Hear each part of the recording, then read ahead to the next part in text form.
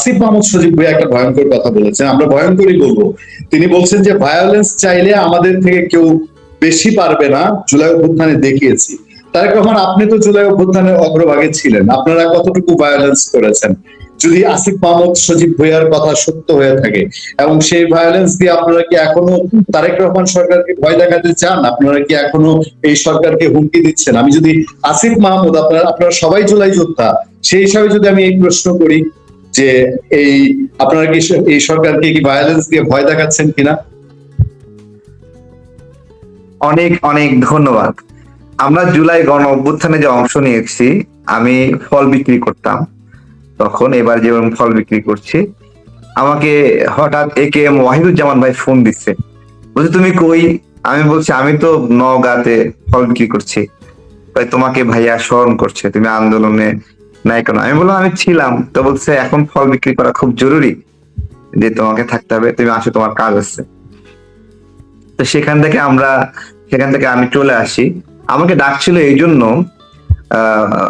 আমাদের বর্তমান PM তিনি জানতেন যে আসিফ, নাহিদ, হাসনাত তারা যে গাদ্দারি করে আন্দোলন বন্ধ করে দেবে, এইটা আমাকে অবগত করেন 15 কি 16 তারিখেই, যে আমরা মনে করছি যে তারা আন্দোলন বন্ধ করে দেবে। সো আমাদের তুমি তাড়াতাড়ি আসো। শুধু আমি না, আরো যাকে যাকে প্রয়োজন তাদেরকেও উনি অ্যালার্ট করেন যে এই আন্দোলনটা বন্ধ করে দেবে। আসলে সত্যই তারা বন্ধ করে দিল, এবং আন্দোলনকারীদেরকে উল্টো তারা দুষ্কৃতিকারী বলল এবং আন্দোলনকারীদের উপর দমন পীড়নের বৈধতা দিল, যে আন্দোলনকারীরা ওরা না। ঠিক আছে, এইটা হলো এটা হলো আন্দোলনের একটা গুরুত্বপূর্ণ জায়গা, যে জায়গায় PM অনুধাবন করেছিলেন যে আন্দোলনটা ওরা বিক্রি করে দেবে বা বন্ধ করে দেবে। তো তখন আমাদের আসলে এর আগের একটা, আমরা যখন এই আন্দোলনে বারবার ঢুকছিলাম, চেষ্টা করছিলাম, বাট ওরা আমাদের রাজনৈতিক পরিচয়ের কারণে ঢুকতে দিচ্ছিল না। এই যে ঢুকতে দিচ্ছিল না। ঠিক আছে, যে সরকার বিরোধী আন্দোলন হবে এইরকম হবে, ঢুকতেই দিচ্ছিল না।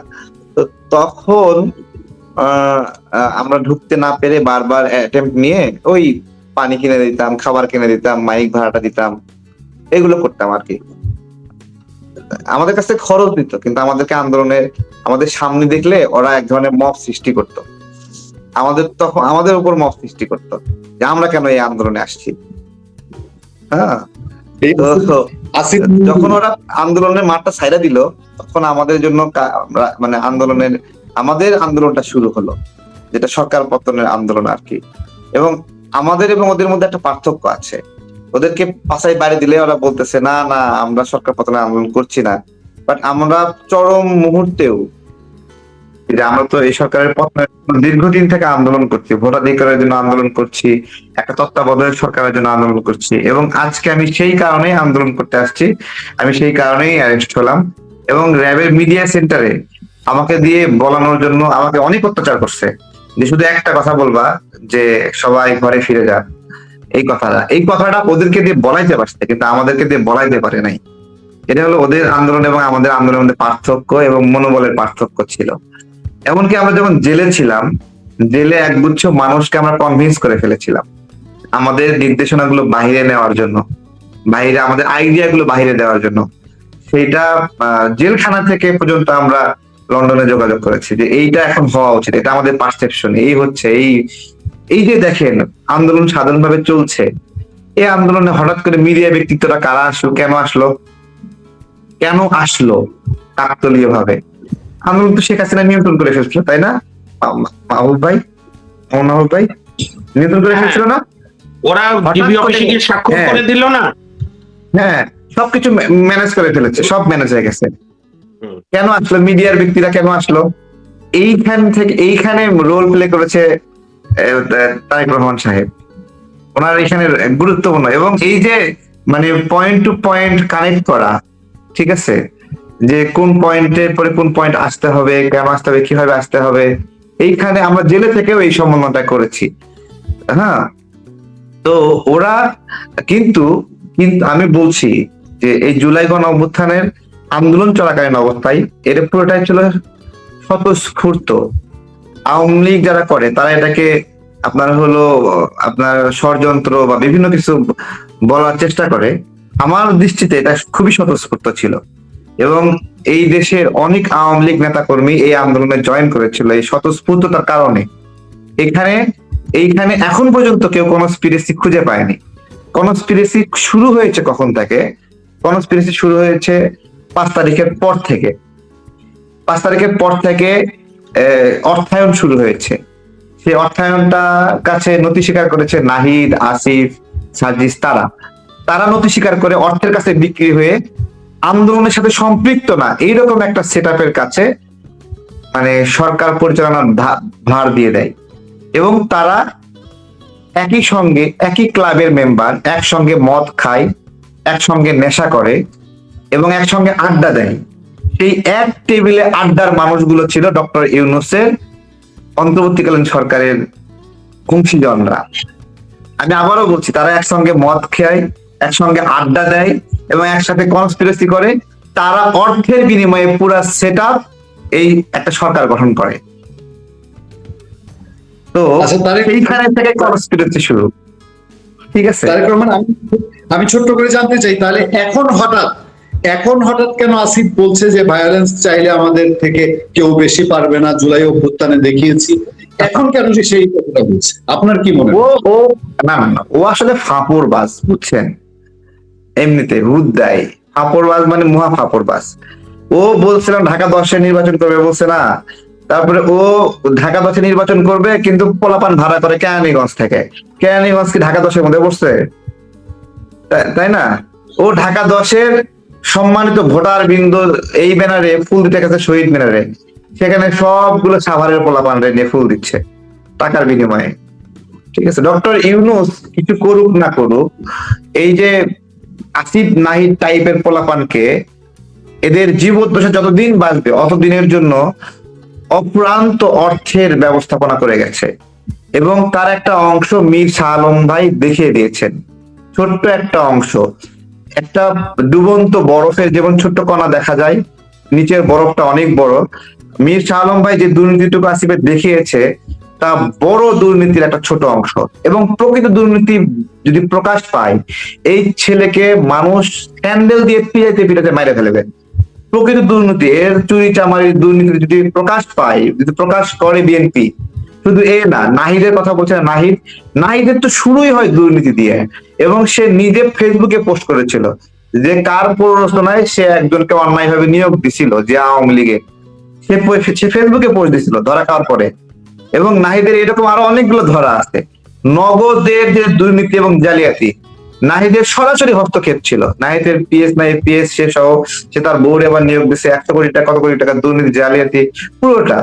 এবং এই সেট আপটা মানে আল্লাহ না করুক, সত্যিকার অর্থেই বিএনপি যদি বুদ্ধিমান একটা দল হয় তাহলে দুর্নীতিগুলো প্রকাশ করবে। আর বিএনপি যদি মনে করে যে না, এই ছেলেপেলাগুলোর উপর দয়া করি, এদের মাধ্যমে একটা নির্বাচন হয়েছে বা এরকম যদি পারসেপশন থাকে, আমার কাছে খুব মানে হাস্যকর লাগে। তাদেরকে প্রচুর দয়া করে বিএনপি, এবং বিএনপি শুধু তাদেরকে দয়া করে না, বিএনপি জামাতকেও প্রচুর দয়া করে। এবং এই দয়া দেখলে, বিএনপি জামাতকে যে দয়া দেখে, এই দয়া দেখায়, এটা দেখলে আমার জিদ লাগে যে মানে জামাত কি পরিমাণ কনস্পিরেসি করে। এই কনস্পিরেসির পরে যে কনস্পিরেসির ধরনগুলো কি কি দেখেন। এই যে আপনার হলো একটা মেয়ে, সে তার স্বামীর সঙ্গে গেছে, জামাতের আমির হাউমাউ করে কাইন্দে তারেক রহমানের মেয়ের সঙ্গে তুলনা করে একটা ব্যাখ্যা দিল। এরা কি পরিমাণ শয়তান! এবং এদের যে সাউদা বিবি, হ্যাঁ, কত রকম ফাতরা একটা মহিলা, কি রকম দেখেন, বাবা এবং মেয়েকে স্বামী স্ত্রীর সঙ্গে প্রেগনেন্সির সঙ্গে তুলনা করেছে। কত বড় জানোয়ার এবং জালিম! এদেরকে বিএনপি দয়া করে, আমার কাছে আশ্চর্য লাগে। এবং গত দিন এই যে আপনার হলো যে ছোট আমাদের মামুনি ধর্ষণের শিকার হয়ে মারা গেলেন, তার ক্ষেত্রে কি করলো জামাতের লোকেরা?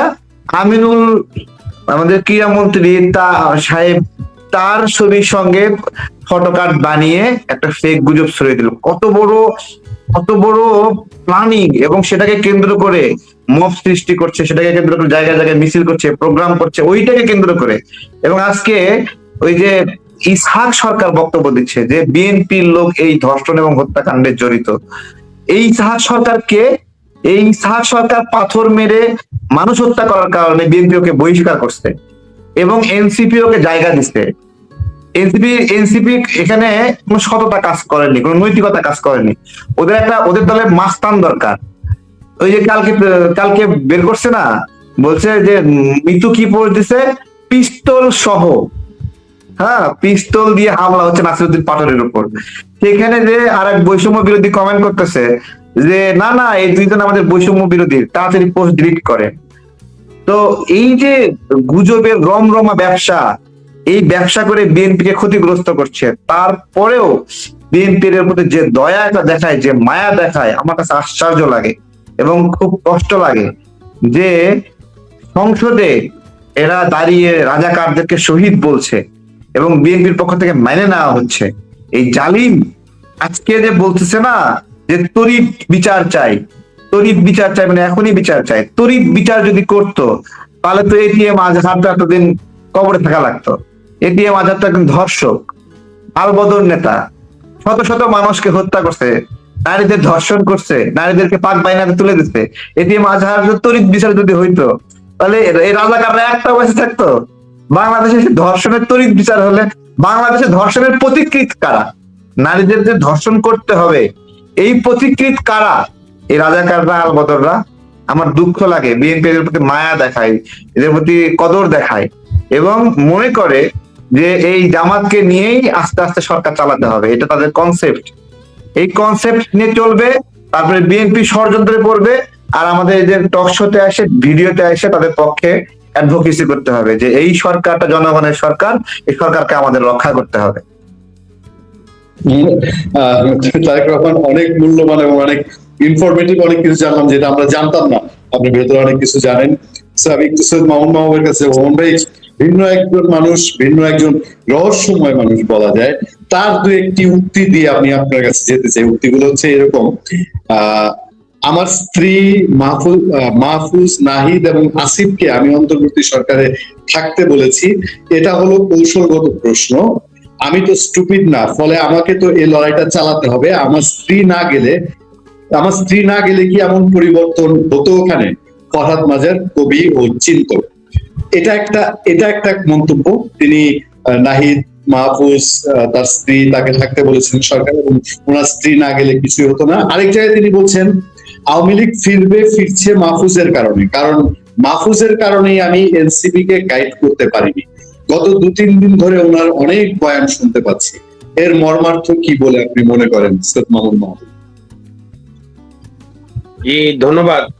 দেখেন, ফরহাদ মাজার সাহেব বয়স্ক মানুষ, আমাদের কালচার হচ্ছে বয়স্কদের নিয়ে আমরা আজে বাজে মন্তব্য করি না, কিন্তু ওনার কখনোই আমি কোনো কথাবার্তার আগামাথা বুঝি না। একটা বিভ্রান্ত লোক। ওনার স্ত্রী এবং নাহিদরা থেকে ইউনূসের কি, সরকারের কি পরিবর্তন করেছে? যে হাম জাদুঘরে চলে গিয়েছিল, ইউনূস সেই হামকে বাইরে এনেছে। আমার মেয়ে, আমাদের মামুনি রাফিসার বিরুদ্ধে যে অপরাধ, এটা তো একটা ব্যক্তির অপরাধ, এবং রাষ্ট্র ইতিমধ্যেই সেই নরপিশাচকে গ্রেপ্তার করেছে। চার্জশিট হওয়ার পথে, বিচার হবে দ্রুত, আমরা আশা করি। এখানে তো রাষ্ট্রের কোনো মানে অবদান নাই যে রাষ্ট্র বলেছে একে রেপ করো। কিন্তু ইউনূস সরকার যে হামকে জাদুঘর থেকে ফিরিয়ে এনে, যেখানে ইউনূসকে যারা ভালোবাসতো, সে পশ্চিমাদের পত্রিকা এবং ইউনিসেফের বাংলাদেশের অফিস বলছে 6 বার আমরা সতর্ক করেছিলাম যে এটা করেন না, for gods sec don't do it. এটার বিচারও তো ইউনূসের হবে। আমি আমার অত্যন্ত সম্মানিত ব্যক্তিত্ব এবং রাজনৈতিক নেতা এবং সংগ্রামী মানুষ, আমরাও 22, 23, 24-এ তারেক রহমানের সঙ্গে আমরাও আন্দোলন করেছি, এবং নিশ্চয়ই তারেক রহমান, আমরা বাংলাদেশকে পুরো পাকিস্তান বানানোর জন্য আন্দোলন করিনি। আমরা চেয়েছিলাম ভোটাধিকার, গণতন্ত্র এবং রাষ্ট্রের সাংবিধানিক প্রতিষ্ঠানগুলো গড়ে উঠুক, যেটা নষ্ট হয়ে গিয়েছে। আমি একটু মামুন স্যারের কথা বলি। স্যার, আপনি আওয়ামী লীগের বিরুদ্ধে আন্দোলন করছেন না? আচ্ছা, অবশ্যই। একটা ঘটনা আমি বলি, আপনারা কিন্তু আওয়ামী লীগের দোসর বলা হয়, ঠিক আছে? আশেপাশে অনেক আওয়াজ আসে এবং আরেকটা বিষয় হলো, আপনি যে আওয়ামী লীগের বিরুদ্ধে আন্দোলন করছেন, আপনারা একটা প্রোগ্রাম করতেছিলেন, সেই প্রোগ্রামে আমি অংশ নিয়েছিলাম। আপনাদের গায়ে তো কালো কোট ছিল, আর আমি তো সিভিলিয়ান। ঠিক আছে, আপনারা ঠিকই প্রোগ্রামটা করে বের গেছেন, কিন্তু আমাকে অনেকক্ষণ কোর্টে আটকে রাখছিল এবং আমাকে গায়ে হাত দিচ্ছে, মানে গায়ে হাত দিছিল সেই সময়। আমি সেই ইয়ে থেকে বলতেছি যে আপনি তো আওয়ামী লীগের বিরুদ্ধে আন্দোলন করছেন, কিন্তু এখন আপনি সঠিক কথাটা বললে, ভোটাধিকারের কথা বললে, ন্যায্যতার কথা বললে, সংবিধানের কথা বললে, আপনাকে বলতেছে আপনি আওয়ামী লীগের দোষর। না না, তারেক রহমান, আপনার সঙ্গে আমি অনেক আন্দোলন অ্যাকশন করছি, আমি এটা জানতাম না কোর্টের এই আপনার প্রতি অন্যায় হয়েছে, আমি এর জন্য নিন্দা জানাই। এখন মুশকিলটা হয়েছে, তারেক যে বক্তব্যটা বলেছে, অ্যাকচুয়ালি আমার বক্তব্য শেষ। তারেক এই জন্যই এরাই হচ্ছে আমাদের আগামী দিনের ভবিষ্যৎ। আমি তারেকের কাছে কৃতজ্ঞ, তারেক রহমান সাহেবের কাছে, যে অসাধারণ বলেছে যে রেপের পথিকৃত হচ্ছে এই জামাত রাজাকার আলবদর। তো তারা আজকে তড়িৎ বিচার চায়। এখন আপনি যেটা বলছেন, দেখেন পূর্ণিয়া ভাই, নিশ্চয়ই তারেক আমার সঙ্গে একমত হবে, তারেক রহমান, যে আমরা কিন্তু বাংলাদেশকে মব কালচারের জন্য শেখ হাসিনার বিরুদ্ধে আন্দোলন করি, বাংলাদেশকে পাকিস্তানি দিকে ধাবিত করার জন্য আন্দোলন করি, বা বঙ্গবন্ধুর বাড়ি ভাঙার জন্য আন্দোলন করি। আমরা চেয়েছি যে 14, 18, 24-এ যে ভোট ব্যবস্থা শেষ হয়ে গিয়েছিল সেইটাকে পুনরুদ্ধার। এবং আমি বিশ্বাস করি বিএনপিও নিশ্চয়ই পূর্ব পাকিস্তান দিকে ধাবিত হওয়ার জন্য এই আন্দোলন করেনি। এখন আপনি যেটা ফরহাদ মাজার সাহেবকে নিয়ে বলছেন, আমি আপনাকে বহু আগে বলেছিলাম পূর্ণিয়া ভাই, যে আমাদের বাংলাদেশের মুক্তিযুদ্ধে দুটি গোষ্ঠী আছে প্যাথোলজিক্যাল বাংলাদেশ বিরোধী। একটি তো এই যে জামাত ইসলাম দেখা যাচ্ছে, আরেকটা হচ্ছে চৈনিক পন্থীরা, যারা চৈনিকপন্থী বামপন্থী, যারা মুক্তিযুদ্ধকে দুই কুকুরের লড়াই বলেছিল, মশিউর রহমান জাদু মিয়া থেকে শুরু করে ইত্যাদি। এই যে ফরহাদ মাজার, এরা হচ্ছে ওই অপভ্রংশ, যে কারণে দেখবেন ফরহাদ মাজার 2007 সাল থেকে বলে এই সংবিধান ফেলে দেন। প্রথম কিন্তু তার বুদ্ধি থেকে এগুলো, আসলে তারা 72-এর সংবিধানকে তাদের পরাজয়ের দলিল মনে করে, জামাত যেরকম মনে করে ফরহাদ মাজাররাও মনে করে। এবং এই ভদ্রলোকটার কোনো স্ট্যান্ডিং নেই, আমি এটা নিয়ে আলোচনা করারও কোনো রুচি পাই না। আমি বরং যেটা তারেক রহমানের সঙ্গে একমত, এবং আমাদের যিনি মাননীয় প্রধানমন্ত্রী আরেক জনাব তারেক রহমান, আমি তারেক রহমান, প্রধানমন্ত্রী তারেক রহমানকে কেমন স্নেহ করে আমি আপনাকে বলি। এবারকার 26শে মার্চ, আমি যদি ভুল না করে থাকি, আমরা গিয়েছিলাম ইয়াতে রাষ্ট্রপতি ভবনে খুব জাঁকজমক ভাবে, কারণ ইউনূস তো এগুলো দিবস করতে দিত না। তারেক রহমান সাহেব শেষ মুহূর্তে আসছিল, তা আমরা ছিলাম কফি ডাবি খাচ্ছি। পরে আমার কাছে কয়েক লয়ার বলে যে মামুন ভাই, যেহেতু জানে তারেক রহমান আমার খুব স্নেহের, বলে প্রধানমন্ত্রী তারেক রহমান ডেকে পাঠিয়েছে, খোঁজ করেছে তারেক কই। এই জন্য আমি তারেক রহমানকে প্রকাশ্যে অনুরোধ করব, যে সরকারে থাকলে কিন্তু অনেক সময় অনেক জিনিস বুঝতে পারেন, আমি শ্রদ্ধা রেখেই বলছি, আমি বরং তারেক রহমান সাহেবকে অনুরোধ করব, এই তারেক রহমানকে, যে ওই মাননীয় প্রধানমন্ত্রী তারেক রহমানকে একদিন সময় করে গিয়ে বলুক যে জামাতকে বিশ্বাস করা সাপকে বিশ্বাস করা এক। বরং বিএনপি একটা বড় রাজনৈতিক দল, গণতান্ত্রিক ভাবে আমরা বলছি না যে ইউনূসকে গ্রেপ্তার করতে হবে, কিন্তু আওয়ামী লীগের দুর্নীতিরও যেরকম তদন্ত হবে, ইউনূসদের 18 মাসের এই যে দগদগে ঘা, যে তদন্ত করা সহজ হবে, সেই তদন্তগুলো করুন। আর আসিফ মাহমুদের আমি একদম একমত, ও স্ট্যান্ডবাজি করে। আমার এখনো মনে আছে তারিখটা ভুল হলে তারেক রহমান আপনি আমাকে ঠিক করে দেন, আমার যদি স্থিতি বিট্রে না করে, সাবজিদ আলম আনিসুল্লাহর সঙ্গে বৈঠক করে ওই বারান্দায় গুলশান থেকে বেরিয়ে বলেছে কোন প্রকার কোন সরকার বিরোধী আন্দোলনে আমরা নাই, বোধহয় 19শে জুলাই অথবা 20শে জুলাই, তারেক, তাই না? 18 জুলাই। তো ফলে এরা হচ্ছে চান্স মোহাম্মদ, মানুষ এদেরকে চিনে ফেলেছে পূর্ণিয়া ভাই। সুতরাং এটা নিয়ে ঘাবড়ানোর কিছু নেই, বরং বিএনপিকে সিদ্ধান্ত নিতে হবে যে তারা সঠিক দায়িত্ব পালন করবে নাকি বিভিন্ন চোরাবালি, আপোষের চোরাবালিতে হারিয়ে যাবে। আমি অনুরোধ করব চোরাবালিতে হারিয়ে না গিয়ে জনগণ যে দায়িত্ব দিয়েছে সেই দায়িত্ব সুচারুভাবে পালন করেন, নাহলে ইতিহাস কাউকে ক্ষমা করবেন। ধন্যবাদ। ধন্যবাদ মামুন ভাই। আমি তারেক রহমান, আমি জানি আপনিও অনেক ক্লান্ত, ব্যস্ততার মধ্যে সময় দিয়েছেন। সৈয়দ মামুন মাহবুব উনি অনেক কিছুটা অসুস্থতার মধ্যে আজকে সময় দিয়েছেন। আমি প্রায় শেষ প্রান্তে আমি তারেক রহমানের কাছে একটা ভিন্ন প্রসঙ্গে যাব। তারেক রহমান, হঠাৎ করে ওসমান হাদির বিচার কি একটু নাই হয়ে গেল? জুলাই কি ইনকেলাব মঞ্চ, জুলাই মঞ্চ, আরো কত কি নাম শুনতাম। এবং একজনের একটা পোস্ট আমি আপনাকে শোনাই, আপনি নিশ্চয়ই দেখেছেন। শরীফ শরীফ ওমর হাদি, ওসমান হাদির ভাই, যিনি এখন লন্ডনে সম্ভবত আমাদের ডেপুটি আমাদের হাই কমিশনে আছেন, তিনি আরেকজনের একটা ফেসবুক পোস্ট অ্যাড করে লিখছেন, প্রিয় দেশবাসী দেখেন, কি যেন, সালাউদ্দিন আম্মার শহীদ ওসমান হাদির বাবা মাকে গালি দেওয়াচ্ছে এবং আমাকে আমি হত্যা এই করার। বিষয়ে বলছি। হ্যাঁ, আমি একটু তারেক রহমান, আমি একটু জানতে চাই ওসমান হাদি। আর আমি আমি অন্যভাবে নিবেন না, বাংলাদেশে একটা কথা প্রচলিত আছে যে যারা নারীর গোপনাঙ্গ নিয়ে অশ্লীল স্লোগান দেয় তাদেরকে আমরা জাতীয় বীর বানাই। আমি শহীদ ওসমান হাদিকে লক্ষ্য করে বলছি না, কিন্তু এরপরে ওইসব স্লোগান খুব জমজমাট হয়েছে বাংলাদেশে। ইউনূস সরকারের শেষ মতগুলাই হয়েছে অশ্লীল স্লোগান দিয়ে। আচ্ছা, ওসমান হাদির হত্যাকাণ্ড হারিয়ে গেছে, এর পেছনে কি ভাই হাই কমিশনার হওয়া কোনো বিষয়ে কাজ করে? আমি বলছি,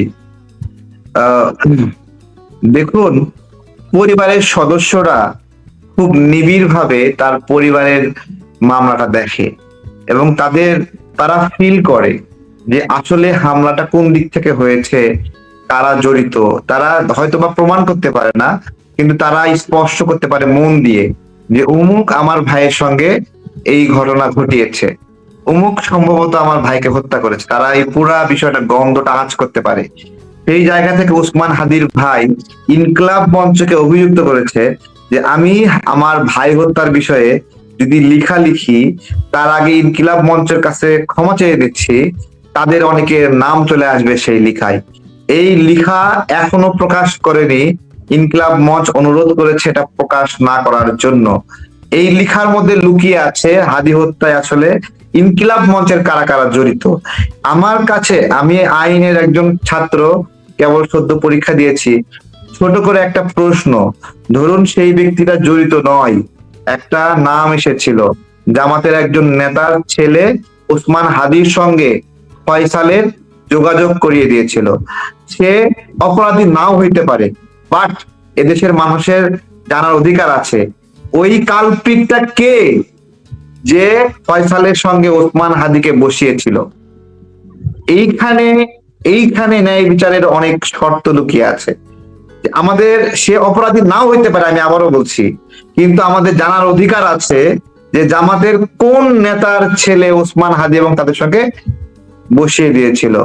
এবং এইখানে ওসমান হাদি কিন্তু এক্স আওয়ামী লীগ যারা আছে, ছাত্রলীগ যারা আছে, তাদেরকে তার নির্বাচনী প্রচারণায় ব্যাপকভাবে সম্পৃক্ত করেছিল। দুটা কারণে সম্পৃক্ত করেছিল। সে জানতো সব এক্স ছাত্রলীগ না, এক ছাত্রলীগ গুরুত্বপূর্ণ অংশ শিবির, এইটা মনে করে সে তার সঙ্গে যুক্ত করেছে। এখন এই এক ছাত্রলীগ ফয়সাল যে যুক্ত হয়েছে, সে যে আসলেই প্রকৃতপক্ষে শিবির ছিল না ছাত্রলীগ ছিল, এইটা একটা প্রমাণ সাপেক্ষে বিষয়। কেন বলছি? কারণ অন্তর্বর্তীকালীন সরকারের সময়েও সে বড় বড় বিল নিয়ে কাজ করেছে বলে তার বক্তব্যে আছে, তাই না? তাহলে ছাত্রলীগ যদি প্রকৃতপক্ষে আওয়ামী লীগের ছাত্রলীগ সে হয়, তাহলে ইউনূসের সময় এসে বড় বড় বিল কিভাবে মানে প্রজেক্টের কাজ করলো? আমার কথা বুঝতে পেরেছেন, তাই না? তার আসলে পরিচয়টা কি? আর এই ধরনের হত্যার ক্ষেত্রে সবচেয়ে গুরুত্বপূর্ণ যে প্রশ্নটি আসে সামনে আইনের ক্ষেত্রে, যে কোন পক্ষ লাভবান হচ্ছে, লাভের মোটিভটা কি? এবং এই হত্যাকাণ্ডের ক্ষেত্রে অবশ্যই বিএনপি লাভবান না, অবশ্যই আওয়ামী লীগ লাভবান না। এই হত্যার ক্ষেত্রে একমাত্র লাভবান গ্রুপই হলো জামাত শিবির, কি তাই নয়? আমার কাছে যেটা মনে হয় যে তারা এটাকে টেস্ট করেছে, তারা এটা বেনিফিট নিয়েছে। এবং জামাত শিবিরের কোন জায়গায় ফুল দেওয়ার জায়গা ছিল না। হাদি হত্যার পরে হাদির এখানে ফুল দেওয়ার তাদের একটা জায়গা হয়েছে, তাদের মনোজাত করার কোনো জায়গা ছিল না। তারা হাদিক এখানে কবর দেওয়ার পর তাদের মোনাজাতের একটা জায়গা পাইছে। এই সামগ্রিক ভাবে এটা একটা বিষয়। আর হলো ফরহাদ মাজারের কথা বলছিলেন আপনি, ওই সময় আমার কথা বলার একটু ইচ্ছা হয়েছিল, জমিয়ে রেখেছি। ফরহাদ মাজার আসলে কেমন ব্যক্তি জানেন? ফরহাদ মাজার একটা চেয়ারে বসবে, সে এক হাতে কোরআন রাখবে, আর এক হাত রাখবে হলো হিন্দু দেব দেবীর মূর্তির মাথায়। ফরহাদ মাজার হলো এই ধরনের মতাদর্শের মানুষ, ঠিক আছে? তো তার বিষয়ে আবারও বলছি, সে এক হাতে কোরআন রাখবে, আর এক হাতে আর এক হাত দেব দেবীর মাথায় রাখবে, এইভাবে নিয়ে এসে বসা মানুষ। তো তার কাছে আপনি কি ইসলাম শিখবেন, কি দিন শিখবেন, কি আধ্যাত্মিকতা শিখবেন? এগুলো ভণ্ডামি, এগুলো ভণ্ডামি। এবং তার যে পারিবারিক জীবন, সেই পারিবারিক জীবন সম্পর্কে অনেকে সন্দেহ পোষণ করে যে এটা হলো লিগেল কোনো বিষয় কিনা, লিগালি ফ্যামিলি তারা ফর্ম করেছে কিনা, এরকম কথা আছে তো নাকি মামুন স্যার? হ্যাঁ হ্যাঁ, অনেক অনেক অনেক ধরনের বক্তব্য আছে। তো এবং আমি বলি, আমি বলবো, এবং হলো মাহফুজ কিন্তু তারই শিষ্য, ঠিক আছে? তারপরে হলো এই যে তুষার তারই শিষ্য। এবং আজকে সমস্যা হচ্ছে ফরহাদ মাজারের শিষ্য ফরহাদ মাজারের চেয়ে বড় হয়ে গেছে। মাহফুজের কথা বলছি আর কি, ঠিক আছে? হয়ে গেছে। আর কিছু বলার নাই এই বিষয়টাতে। আচ্ছা মোহন ভাই, আমি শেষ করে দিতাম, একটা জিনিস আমার নিজের আগ্রহ তৈরি হয়েছে, এরকম একটা আগ্রহ তৈরি হয়েছে যে ভাই, আমি তারেক রহমানের কথার সঙ্গে একটু সাপ্লিমেন্ট করি, তারপর আপনার প্রশ্ন শুনছি। ও লয় পরীক্ষা দিচ্ছে, আমরা একজন ভালো লয়ার পাবো আশা করি। ও ঠিকই বলেছে, আমাদের এই কেসে বলছি না, আমাদের ক্রিমিনাল জুরিসপ্রুডেন্সের শিক্ষা হচ্ছে যে খুনের মোটিভ বা খুনে কারা জড়িত এইটা নির্ভর করে ওই খুনের বেনিফিশিয়ারি কারা। এটা কিন্তু অনেক খুনের রহস্যের সমাধান করে। জি বলেন আপনি। আচ্ছা, আমার হঠাৎ করে জানার আগ্রহ, অনেকে বলা বলি হচ্ছে চারদিকে, যেমন তারেকও কিছুটা বললো যে জামাত এবং এনসিপি কে যদি বিএনপি ভয় পায় বা ঘাবড়ায়, আসলে কি বিএনপি জামাত এনসিপি খুব চাপে আছে? মানে বলতে গেলে তাদের যে এত শক্তিশালী সংগঠন ছাত্র দল, সেটাও চাপে আছে। কারণ হলো দেখেন, এনসিপি তারা আক্রান্ত হলো বলছে, নাসিরউদ্দিন পাটোয়ারি তো ডিম তো করেছে অন্তত গায়ে, তো তারা থানা ঘেরাও করলো, তারপরে ছাত্র দলের একদম ওই জেলার প্রেসিডেন্ট সেক্রেটারি ধরে তাদের নামে মামলা হলো। কিন্তু এনসিপির অনুষ্ঠানে যে বা পাটোয়ারির পাশে যে অস্ত্র সহ লোক দেখা গেল বা অস্ত্র সদৃশ্য লোক দেখা গেল, সেটা নিয়ে আসলে বিশেষ কোনো আলাপ নাই। তাহলে কি বিএনপি সরকার জামাত এবং এনসিপি দিয়ে খুব বেশি রকম চাপে শুধু 3 মাসেই? আমার কাছে মনে হয় প্রশ্নই ওঠে না। বিএনপি সংগঠনের জনসমর্থন, সংগঠন, এগুলো দিক দিয়ে এনসিপি তো তুলনাই নাই। হ্যাঁ, জামাতের হয়তো কিছু সংগঠন আছে। আমি বিএনপির কেউ থাকলে ভালো বলতে পারতাম। আমার কেন যেন মনে হয়, এটা আমি ভুল হতে পারি, যে বিএনপি হয়তো এখনই কোনো আপনার হার্ড লাইনে যেতে চাচ্ছে না, যে আচ্ছা কি করে ওরা দেখি। তবে এই যে বেশি সময় দিলে এগুলো যে আরো ষড়যন্ত্র করবে, এই জন্য বিএনপির সজাগ হওয়া দরকার। আমি একটা সহজ কথা বলি, এর নাম কি, পাটোয়ারিকে হাজার আমি আপনি অপছন্দ করি, কিন্তু কাউকে এইভাবে মারার পক্ষে আমরা কেউ না, নিশ্চয়ই তারেকও। কিন্তু সেই ঘটনা তো একটা তদন্ত সরকারের করা উচিত। আমি তারেকের ভিডিওটা আজকে দুপুরে দেখেছি, যে সবই তাদের এনসিপিতে। এবং বিএনপির তো আমি একটা প্রশংসা করব, আপনি বোধহয় ওইটা দেখেননি, পরে ওই ঝিনাইদহ থানাটা বিএনপির ইয়াং কর্মীরা গ্রেপ্তার করতে গিয়ে, সরি গ্রেপ্তার বলছে, মাফ করবেন, থানার গেটে ঘেরাও করে বিএনপির বিশাল মিছিল ছাত্র দলের। তখন দেখলাম ওখানকার বয়সে বুঝলাম হয়তো জেলা বিএনপির সিনিয়র নেতারা থানাকে মুক্ত, মানে থানা থেকে তাদেরকে সরিয়ে দিল।